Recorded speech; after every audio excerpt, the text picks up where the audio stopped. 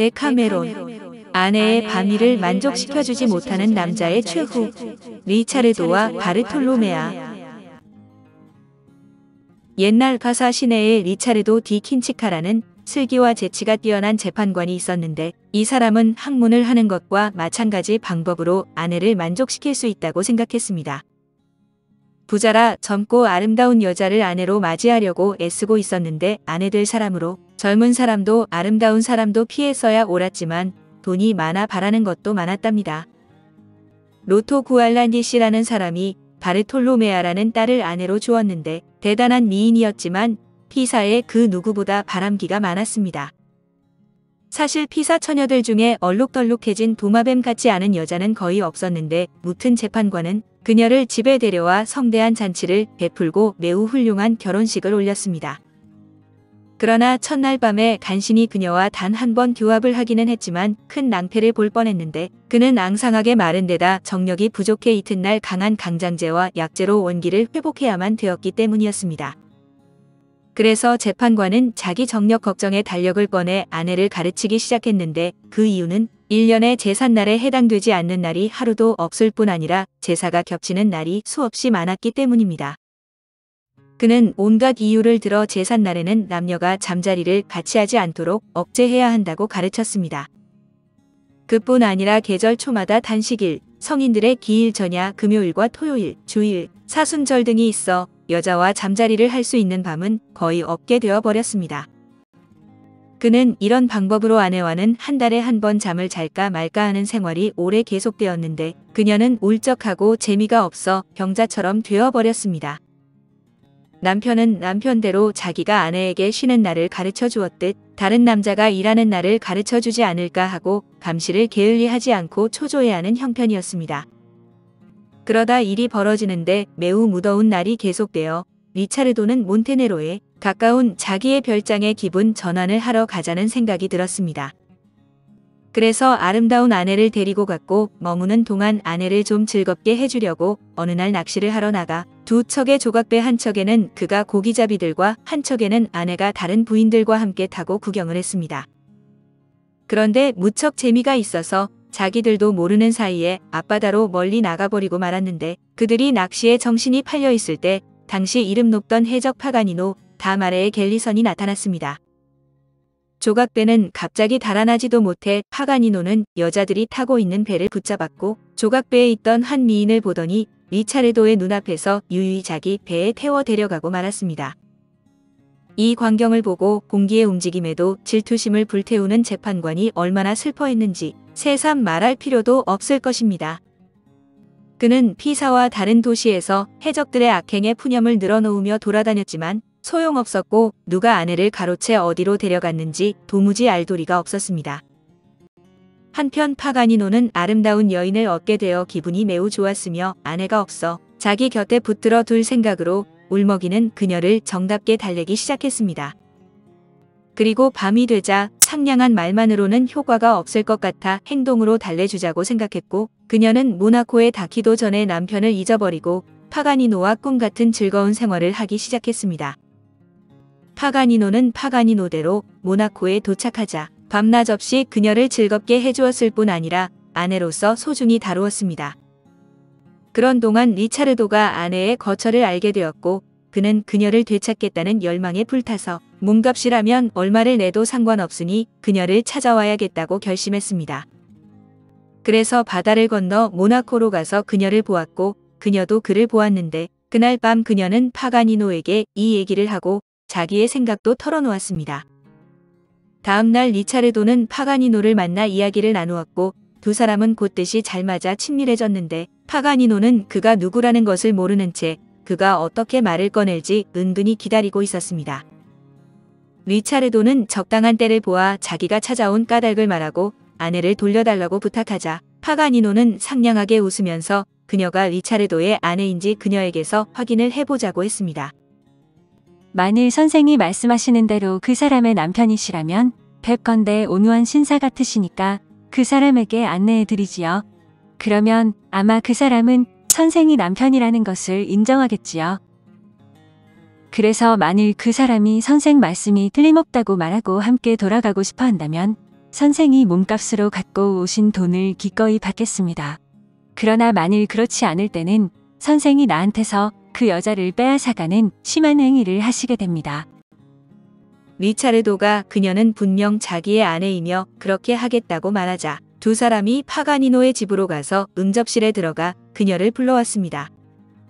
그녀는 옷매무새를 가다듬고 침실에서 나와 리차르도가 파가니노와 함께 있는 응접실에 들어왔는데 그녀는 마치 파가니노의 집에 찾아온 낯선 사람에게 하듯이 인사를 했습니다.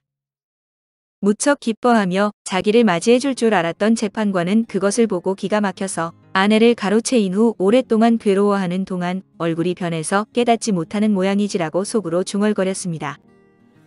여보, 당신을 낚시에 데리고 나가서 별변을 다 당했어. 나는 당신이 없어진 뒤처럼 그렇게 슬픈 적은 일찍이 없었어. 그런데 당신은 나를 알아보지 못하는 모양인지 무척 쌀쌀맞은 인사를 하는구려. 당신은 내가 리차르도라는 것을 모르겠어. 나는 이분이 바라는 것을 지불하러 이분 댁에 온 거요. 그리고 당신을 되찾아서 함께 집으로 돌아갈 생각이요. 친절하게도 이분은 내 희망대로 당신을 내게 돌려주시겠다고 말하고 계시는 거요. 그것을 모르겠어? 그러나 부인은 리차르도를 보고 웃으며 무언가 착각을 일으키신 게 아니세요? 저는 선생님을 뵌 적이 없는데요라고 말했습니다. 무슨 소리요? 나를 잘 봐요. 자, 생각해봐요.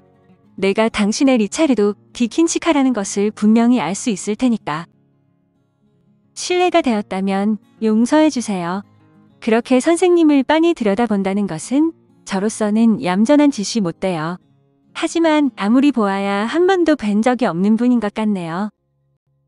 리차르도는 그녀가 파가니노가 무서워 그러는 것이라고 생각해 파가니노에게 그녀와 단둘이 그녀의 방에서 얘기를 하게 해달라고 정중히 부탁했습니다.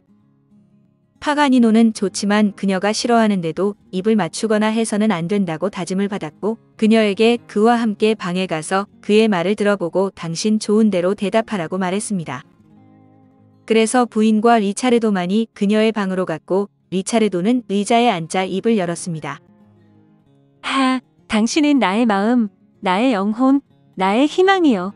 그런 당신이 자기 목숨보다 당신을 사랑하는 리차르도를 모른단 말이요? 그 아름다운 눈으로 잠깐이라도 좋으니 나를 잘 좀 봐주어. 당신도 아시잖아요? 내가 기억을 상실하고 있지 않다는 것쯤은. 나는 당신이 남편 리차르도 디킨치카라는 것도 다 알고 있어요. 하지만 당신은 내가 당신과 함께 있었을 때는 조금도 나를 몰라주시는 것 같던데요. 당신이 정열가이고 머리가 좋은 분이라면 내가 아직도 젊고 싱싱하고 정력이 넘쳐흐른다는 것을 알아주실 만큼 머리가 움직였어야 하지 않았을까요? 그 결과 젊은 여자로서는 좋은 옷을 입고 맛있는 음식을 먹는 것보다 부끄러워서 입 밖에 낼 수 없는 것을 더 바라고 있다는 것 좀 아셨어야 했던 거예요. 그런데 당신은 어떻게 하셨는지 잘 알고 계시죠? 만일 당신에게 아내보다 당신의 법률 공부 쪽이 더 중요하다면 아내를 맞이하지 말았어야지요. 더욱이 저는 당신이 법률가가 아니라 성당의 축일이나 제삿날의 공보 담당자 같은 느낌이 들었어요. 말씀드리고 싶은 것은 만일 당신 농원에서 일하고 있는 농부들에게 내 조그마한 밭을 갈아야 할 자한테 부과한 것 같은 그 많은 축제 일을 강요한다면 당신은 한 톨레 보리도 거둬들이지 못하게 되실 거라는 거예요. 하느님은 제 젊음을 아깝게 보시고 저와 만나게 해주시라고 했던 사람을 소개해 주셨어요.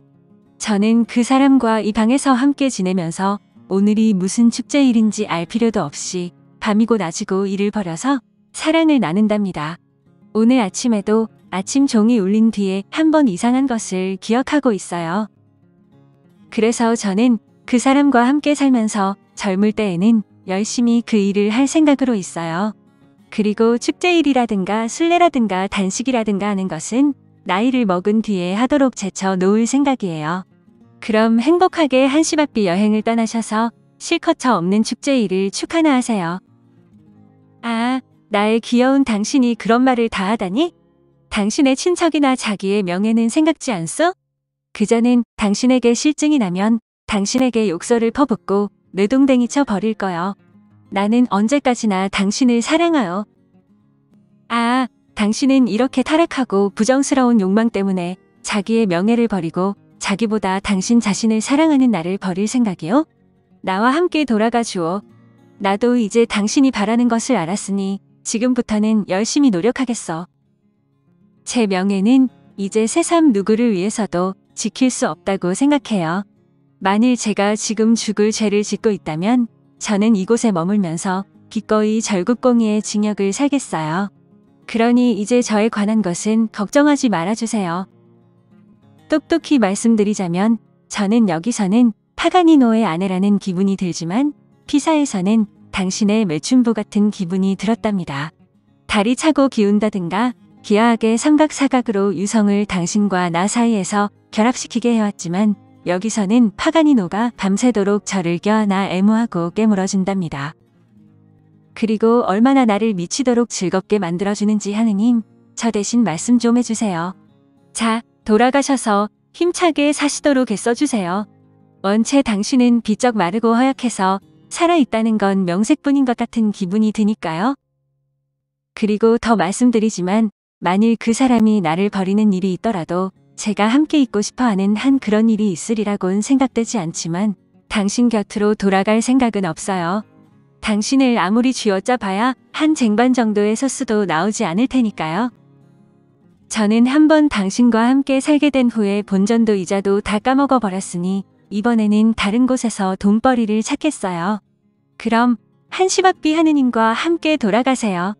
돌아가지 않으면 당신이 폭력을 휘두른다고 큰 소리를 지르게 될 거예요. 이쯤 되니 리차르도는 어쩔 수 없다고 생각하고 체력도 없는데 젊은 아내를 맞이한 자기의 어리석음을 깨닫고 슬픈 마음으로 고개를 푹 숙인 채 그녀의 방을 나왔습니다.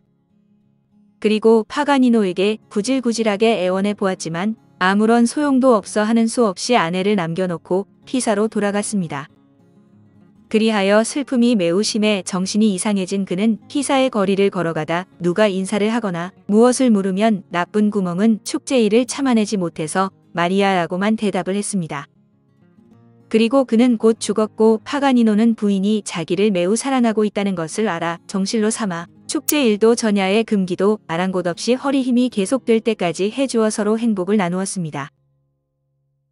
오늘 데카메론은 아내의 밤일을 만족시켜주지 못하는 남자의 최후 리차르도와 바르톨로메아 이야기였습니다.